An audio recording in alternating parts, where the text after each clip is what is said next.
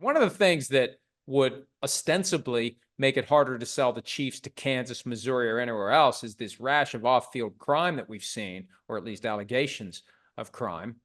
Although, at least in one case, it clearly isn't an allegation because we've seen the video over and over again. The Rashee Rice street racing from late March, 8 felony charges, and he still hasn't been charged with felony leaving the scene of an accident involving injury, although there's clear video evidence of him leaving the scene.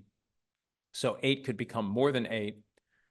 Other allegations against Rice and one other player, Isaiah Buggs, are just allegations at this point. But the troubling details of the Isaiah Buggs arrest over the weekend for domestic violence / burglary, and he faces a second-degree burglary charge and a second-degree domestic violence charge. From the police documents, breaking into the mother of his child's apartment with a tire iron and dragging her down the stairs. Good Lord. And I can understand why the Chiefs haven't cut Rashee Rice, because they view him as an integral part of the team going forward. They regard him as a guy who figured out the offense even faster than Tyreek Hill. It's a complicated offense.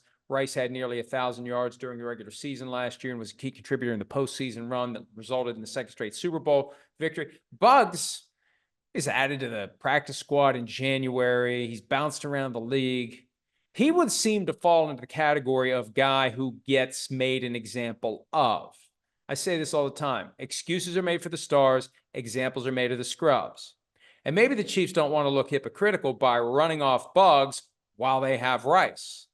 Usually you aren't actively involved in covering for a star at a time when you're politely or otherwise telling a scrub, get out of here, the stuff you did is unacceptable. Because if they would do that to Buggs, it just makes it more glaring that Rice is benefiting from the standard that we all know. We're numb to it.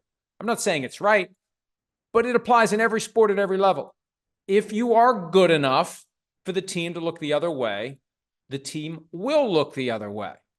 Because if they would cut Rashee Rice, somebody would jump on him immediately. He'd go through waivers, but he would be claimed immediately by another team. And that would be where he gets his second chance.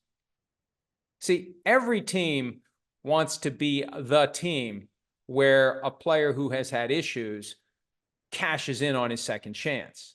You don't want another Chris Carter. All he does is catch touchdowns, which was cover for this guy's got some issues that we no longer are willing to tolerate. We're going to get him to finally wake up by cutting him, and then he has a Hall of Fame career somewhere else. Teams prefer not to do that. Hi, it's Mike Florio. Thanks for watching PFT on YouTube. Hit subscribe for the latest news and analysis from Pro Football Talk.